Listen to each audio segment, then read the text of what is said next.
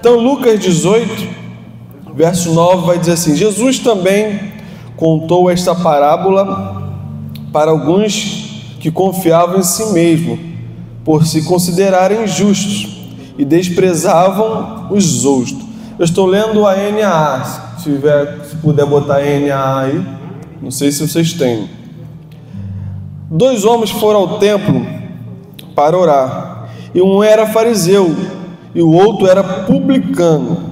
E o fariseu ficou em pé e orava de si para si mesmo, desta forma: ó Deus, graças te dou, porque não sou como os demais homens, roubadores, injustos e adúlteros, nem ainda como este publicano. Jejuo 2 vezes por semana e dou o dízimo de tudo o que ganho. O publicano, estando em pé longe, nem mesmo ousava levantar os olhos para os céus, mas batia no peito, dizendo: ó Deus, tem pena de mim, tem misericórdia de mim, que sou pecador. Digo a vocês que este desceu justificado para a sua casa, e não aquele, porque todo o que se exalta será humilhado, mas o que se humilha será exaltado. Aleluia. Feche seus olhos. Pai, muito obrigado pela tua palavra. Tua palavra é poderosa, a tua palavra fala conosco, a tua palavra nos instrui, Senhor. A tua palavra nos convence do pecado, da justiça, do juízo. Então abre o nosso entendimento nessa noite, para que possamos entender a revelação que teu Espírito Santo tem para nós nesta noite, em nome do Senhor Jesus. Amém. Amém? Irmãos, Jesus está contando uma parábola, amém? E uma das formas que Jesus mais gostava de pregar e ensinar era através de parábolas. Jesus contou muitas parábolas. Hoje você tem alguns livros que fazem uma narração e uma explicação, né? Um comentário das parábolas. Eu tenho livros assim, porque as parábolas elas revelam muitos ensinamentos de Jesus, e Jesus gostava de ensinar por parábolas. Agora, a parábola, ela reflete, ela não é uma realidade concreta, mas ela reflete uma realidade. Ela ensina realidades, e principalmente realidades espirituais. E Jesus usava este tipo de histórias para ensinar os seus discípulos, aqueles que estavam ao seu redor, e também aqueles que achavam que conheciam alguma coisa. Amém? Porque às vezes nós achamos que conhecemos, mas não conhecemos. Às vezes achamos que temos todo o conhecimento do mundo, mas não temos. Nosso conhecimento às vezes é limitado. Nosso conhecimento às vezes é míope, é turvo. E Jesus está tentando clarear o conhecimento dos seus discípulos, dos fariseus, dos publicanos, de todos, através desta parábola. Jesus conta que tem nessa parábola que havia um fariseu e um publicano. Um orava, né? O fariseu orava arrogantemente, batendo no peito, né? Todo com sua pompa, e o publicano, humilde, de longe,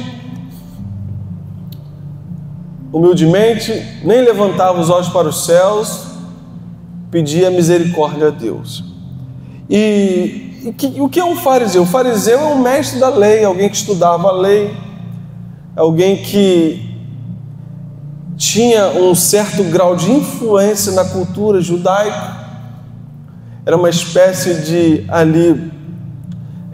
pessoas que tinham trânsito entre as autoridades romanas. Estes eram os fariseus. Eles cuidavam da lei, principalmente da lei oral. Eles gostavam muito da lei oral. Eles trocavam muitas vezes a lei oral pela própria escritura. Os valores deles às vezes eram o que eles achavam, o que eles interpretavam, o que era passado de pai para filho, de filho para pai, às vezes era mais importante do que o que estava escrito. Eles tinham essa questão, eram reconhecidos, tinham recursos financeiros. E quem é o publicano? O publicano é aquele cobrador de impostos que cobrava do povo judeu impostos a Roma. Mateus era um publicano, cobrador de impostos, e eles cobravam impostos e eram muito mal vistos pelo povo judeu. Por quê? Porque muitos deles cobravam além do que deveria, né? Às vezes o imposto era 10% e cobrava, estou conjecturando, vou cobrar 12%, vou cobrar 15%, ou seja, levavam uma propinazinha. Então o povo judeu não gostava o quê? Dos publicanos, porque muitos roubavam. Não só oprimiam o povo com altos impostos de Roma, mas roubavam do povo judeu. Então, estas são as duas personagens, o fariseu e o publicano, um homem religioso, respeitado, conhecedor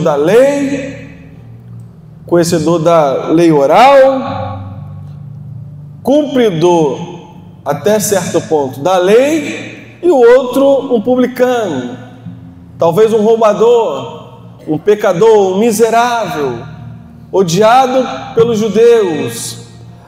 Mas o interessante, quem sai justificado é o publicano e não é o fariseu, porque como o próprio texto diz, Deus, Ele exalta aqueles que se humilham, e Deus abate o quê? Os soberbos, os arrogantes. E ele, orando a Deus, aquele publicano, ele alcança o perdão do Senhor. O interessante, verso 11, olha o que diz: o fariseu ficou em pé. Algumas coisas que me chamam a atenção nesse texto. A postura do fariseu. A postura do fariseu é diferente da postura do publicano, porque o fariseu orava o quê? De pé. E você poderia dizer, mas pastor, eu não posso orar de pé? Claro que tu pode orar de pé. A gente ora de pé, ora deitado, ora sentado, a gente ora de joelhos. Nós oramos do jeito que o nosso espírito é levado a orar. Mas o texto destaca, o texto faz um contraponto entre a postura do fariseu e a postura do publicano. Porque o problema não é orar de pé. O problema é por que você quer orar de pé. Vocês estão entendendo? Por que eu quero orar de pé? Jesus conhecia esse tipo de gente. Jesus conhecia os fariseus. Lá em Mateus, abre por favor, eu não vou abrir, mas abre no slide, Mateus 6, 5. Olha por que os fariseus gostavam de orar em pé. Mateus 6, 5. E quando orarem, não seja como os hipócritas, que gostam de orar o quê? Jesus não está recriminando o estar de pé. Jesus está recriminando a hipocrisia de quem está de pé. Gostam de orar de pé nas sinagogas e nos cantos das praças, para serem vistos pelos homens. Em verdade lhes digo que eles já receberam a sua recompensa. Aleluia. Então, pastor, tem problema orar de pé? Não tem problema orar de pé. o tanto que você não esteja orando de pé, a fim de ser visto pelos homens, tudo bem, ore de pé, ora de cabeça para baixo, ora deitado, se joga, se esperneia. No entanto, que seja para exaltação e glorificação do nome de Deus, não tem problema nenhum. Agora, quando eu estou de pé e o meu coração também está altivo, este é o grande problema. Você já recebeu sua recompensa. Este era o procedimento do fariseu. Eles queriam ser vistos. Eles queriam aparecer. Se Jesus estivesse hoje escrevendo, Jesus estaria, talvez, irmãos, me perdoem, tá? Nada contra quem faz, estou falando dos excessos.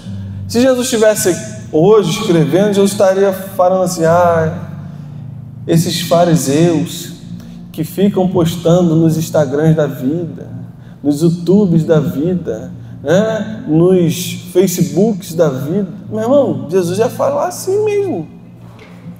Porque tem gente que não quer glorificar o nome do Senhor. Tem gente que quer glorificar o seu nome.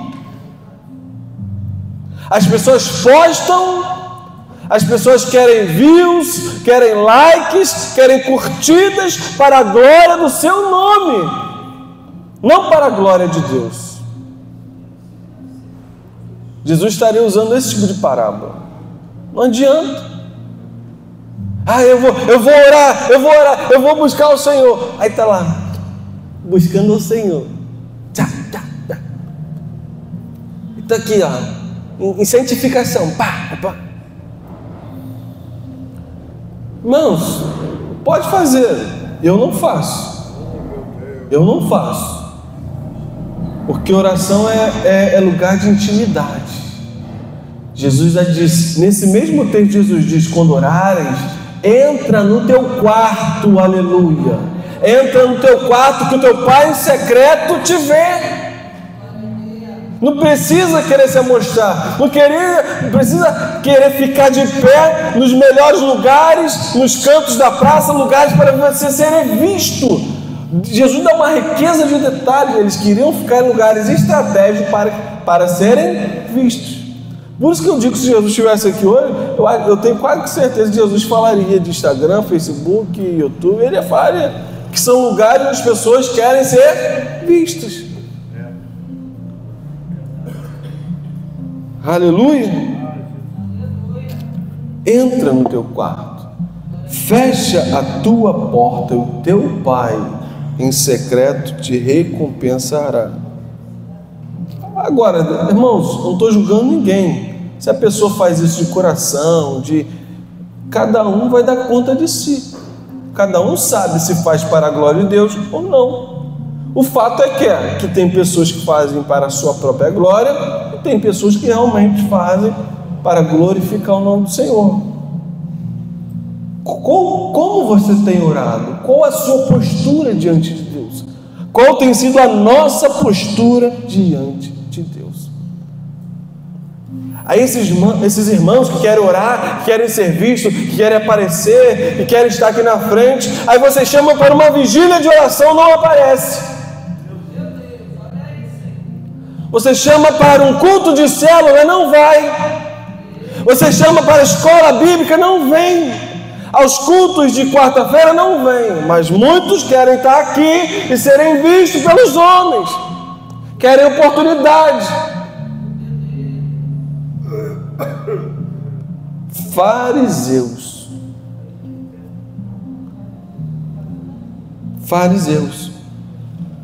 Aleluia. O Senhor tem misericórdia de nós. Precisamos querer intimidade e não o holofote, não o foco, não brilhar. Quem tem que brilhar é Jesus, irmãos. O único que tem que brilhar é Jesus. Mas às vezes eu acumulo muitas atividades na igreja. Às vezes eu comento com algum, às vezes eu tenho que bater o escanteio lá, correr, cabecear. Eu já cansei de falar, às vezes, mano, eu queria ter um tecladista aqui, para ajudar, para estar aqui só adorando. Eu gosto de tocar, eu gosto de ministrar, mas eu queria ter alguém para estar ali junto comigo, para estar tocando. Às vezes eu canto, eu não tenho a voz igual, sei lá, Marquinhos Gomes, né? Esses cantores aí bonitos, José Carlos, tem a voz mais bonita que a minha, né? José Carlos, o bispo tem a voz bonita, eu não tenho, mas às vezes pela necessidade eu estou ali, tenho que cantar, tem que ajudar. Mas não é aquele negócio de, eu quero fazer. Não, às vezes você vê um pastor Abel em todas as épocas, porque às vezes, como diz Jesus, a seara é grande, falta o quê? Trabalhadores.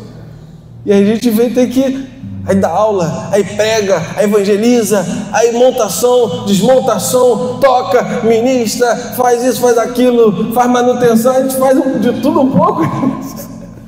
Por quê? Às vezes falta trabalhadores. Aleluia. E eu digo, eis-me aqui, Senhor. Não é porque eu quero aparecer, porque às vezes faltam trabalhadores. Então, irmãos, aí qual a postura do publicano e o fariseu em pé, dizendo, ó Senhor, ele orava consigo mesmo, olha o que o texto diz, ele orava consigo mesmo, de si mesmo, é como se estivesse assim, eu louvo a Deus porque eu sou muito bom, porque eu sou muito fera, eu canto muito, eu prego muito, ó homem de Deus, tu é bom demais, oh louvado seja mim, louvado seja eu. Era mais ou menos isso aqui. Lê, é só você ler. Diga, está amarrado. Toda síndrome de Lúcifer, isso é síndrome de Lúcifer. Exaltação. Aí vamos lá ver o publicano. Aí ele diz assim, ora, dou graças a Deus, né? Aí ele vai assim, aí vai dizer que jejua. No verso 13, e o publicano, estando em pé, de longe, nem mesmo ousava levantar os olhos.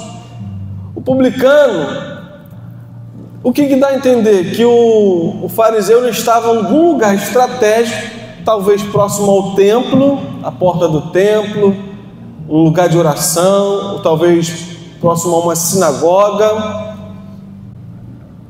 onde as pessoas costumavam orar, mas o publicano estava o quê? Longe. Estava, de repente, sim, é como se o pastor estivesse aqui, né, orando, e o publicano, de repente, aqui no canto, aqui, ó.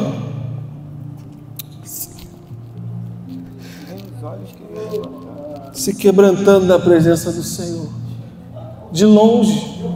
Não queria se aproximar do foco, de onde as pessoas estavam olhando. Essa é a postura do publicano. Estava longe. E em humildade, nem queria levantar sua cabeça. Ou seja, isso retrata o quê? Reverência. Ele estava o quê? Se humilhando, se prostrando na presença do Senhor. Diferentemente daquele fariseu. Irmãos, a atitude do fariseu, a postura do fariseu era uma postura de um homem mentiroso, soberbo, altivo e acusador. Olha só. Mentiroso, soberbo, altivo e acusador. Por que mentiroso, pastor? Porque olha o que ele diz. Vamos analisar o texto. 11. O fariseu, ficando em pé, orava de si para si mesmo, desta forma: ó Deus, graças te dou, porque não sou como os demais homens, roubadores, injustos. Olha só, já mentiu. Olha só, ele poderia não ser roubador, adúltero, tal, mas injusto, ele mentiu. Porque a própria palavra de Deus diz, põe aí, Romanos 3,10: não há um justo sequer, todos pecaram. Está escrito, não há um justo sequer, nem um sequer, todos pecaram e destituídos estão da glória de Deus. E ele dizia, eu sou justo. Mentiroso. E antes que você diga, pastor, ele não conhecia o texto de Romanos. Não, Paulo está citando Eclesiastes 7,20. Põe aí, Eclesiastes 7,20. Então ele, por ser fariseu, ele conhecia a tradição, ele conhecia as Sagradas Escrituras. Não há nenhum justo sobre a terra que faça o bem e que não peque. Todos nós carecemos da graça de Deus. Todos nós precisamos da misericórdia de Deus. E esse fariseu, ele se achava justo. E Jesus revela a ele um mentiroso. Estava mentindo para si mesmo. Soberbo e altivo. Jesus condena isso no verso 14. Digo a vocês que desceu justificado para a sua casa e não aquele.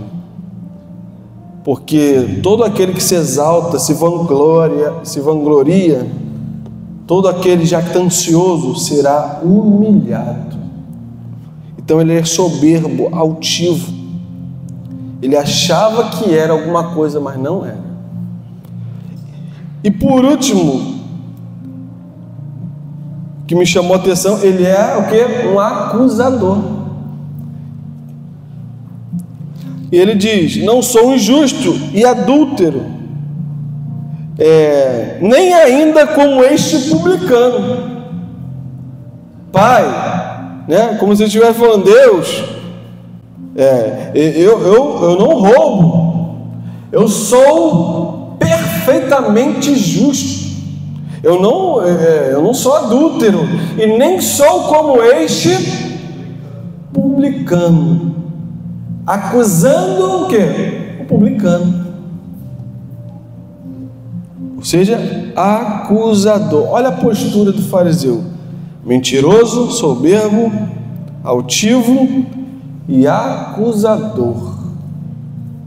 E Jesus nos ensina que aquele que quer ser justificado seja igual àquele publicano, que bata no peito e diga: Senhor, eu sou o mais miserável dos homens, eu preciso da tua graça, eu preciso do teu amor. Aleluia, aleluia.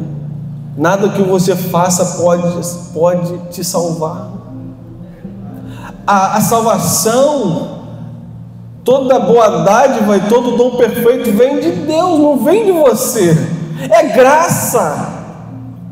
Efésios capítulo 2, verso 8: pela graça sois salvos por meio da fé. Isso não vem de vós, é um dom de Deus. Aleluia! A salvação, a justificação, o perdão vem de Deus, não vem de nós. Não somos bons, não somos perfeitos. Em Cristo Jesus nós somos bons. Em Cristo Jesus nós andamos em santidade. Em Cristo Jesus nós andamos em novidade de vida. Em Cristo Jesus nós praticamos boas obras. Em Cristo Jesus o rio de Deus flui através de nós. Mas somente em Cristo Jesus. Aleluia. Aquele que está em mim, aleluia. Pastor José Carlos pregou domingo sobre o texto da João da videira. A vara que está em mim e não dá fruto, corta, mas a que dá fruto poda para que dê mais fruto. Um ramo, um galho da árvore, do ramo, aqueles que estão em Cristo só podem dar fruto porque estão em Cristo. não podem dar fruto de si mesmo. Eu não posso amar como eu deveria amar se o Espírito Santo de Deus não estiver em mim. Porque o amor de Deus foi derramado em nossos corações pelo Espírito Santo que nos foi dado. Lembra? Estávamos falando, quem vem na escola bíblica dominical? Lemos esse texto. Por quê? Deus derramou o seu amor em nós pelo Espírito Santo. Só podemos amar porque temos o Espírito Santo de Deus em nós. Só podemos amar porque Deus está em nós e Ele nos leva a amar. Ele faz em nós, Ele trabalha em nós para que possamos o quê? Dar frutos, para que possamos o quê? Florescer o fruto do Espírito. Então nós não podemos achar que somos bons, não podemos achar que somos alguma coisa. Irmãos, nós carecemos de Deus todos os dias, carecemos da sua graça e da sua misericórdia. A Bíblia é enfática em dizer que a graça, a misericórdia do Senhor são as causas de não sermos consumidos. Se não fosse a misericórdia de Deus, nós viraríamos pó. Nós não estaríamos aqui. Se não fosse a graça e a misericórdia de Deus, nós não levantaríamos. É a graça dele, a misericórdia dele.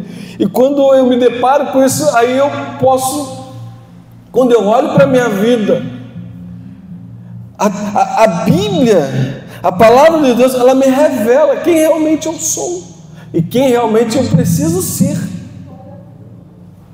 Por isso que a Bíblia diz que a palavra de Deus, ela é mais penetrante que espada o quê? De 2 gumes, apta para discernir.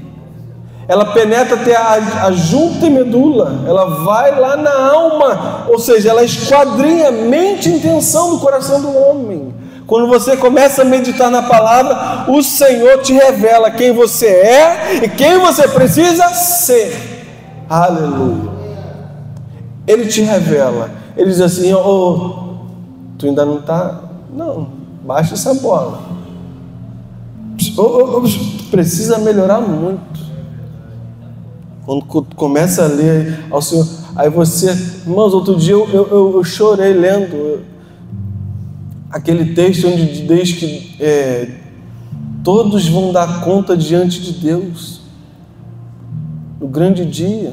Todos vão comparecer diante do tribunal de Cristo, os cristãos, para serem galardoados. Mas a Bíblia, se você for ler os textos, vai dizer que as nossas obras serão provadas no fogo. Tudo que fizemos, tudo que estamos fazendo, vai haver um dia onde vai se passar toda a nossa história. E eu falei: Senhor, misericórdia. Eu falei: Senhor, vai ser um dia assim, de muita euforia, porque nós vamos sair da vergonha para a alegria eterna. Eu acredito que talvez seja assim, irmãos, não sei como vai ser, mas ao mesmo tempo nós vamos estar lá vendo todas as nossas obras. No final vai ter o sangue de Jesus que nos purifica de todo pecado. Aleluia. Nós vamos poder glorificar a Deus pela sua graça. Irmãos, se um dia comparecermos diante dele e ele nos mostrar lá tudo, irmãos, eu vou ficar muito envergonhado com muitas coisas que eu fiz e talvez até aquelas que eu deixei de fazer. Mas eu acredito que Ele vai enxugar dos nossos olhos todas as lágrimas. Aleluia. Porque já não haverá mais pranto, dor, morte. É isso que diz as Escrituras. Aleluia. Nós carecemos da graça de Deus. Nós carecemos do favor do Senhor. Como esse publicano lhe diz: miserável homem que sou, Ó Deus, tem misericórdia de mim, que sou pecador. Ele reconhece a sua condição. Ele reconhece que ele precisa de perdão. Ele reconhece que precisa ser melhor. Ele reconhece que precisava restituir. Lembram de Zaqueu? Quando Jesus diz: Zaqueu, desce depressa, hoje eu vou à tua casa. E Jesus tem um encontro com Zaqueu, e Zaqueu diz: se eu tenho defraudado, se eu tenho roubado alguém, eu vou restituir 4 vezes mais. Aí Jesus diz: hoje chegou salvação a esta casa, porque Zaqueu reconheceu que era um pecador. Zaqueu reconheceu que estava fraudando as pessoas. Essa deve ser nossa postura diante de Deus. Irmãos, quando a gente age com soberba, vanglória, altivez, nós impedimos a graça de Deus de vir sobre as nossas vidas e sobre a vida das pessoas. Isso é muito sério. Quando eu sou jactancioso, soberbo, eu impeço a graça de Deus de fluir na minha vida. Como diz o texto, ele saiu dali reprovado. E quando eu sou jactancioso, soberbo, altivo, eu impeço as pessoas de se achegar à graça de Deus, porque eu causo uma barreira. Eu sou mais santo, eu sou perfeito, eu faço melhor, vocês não. Eu mereço a graça, eu mereço o perdão. Os pecadores que estão lá fora, não.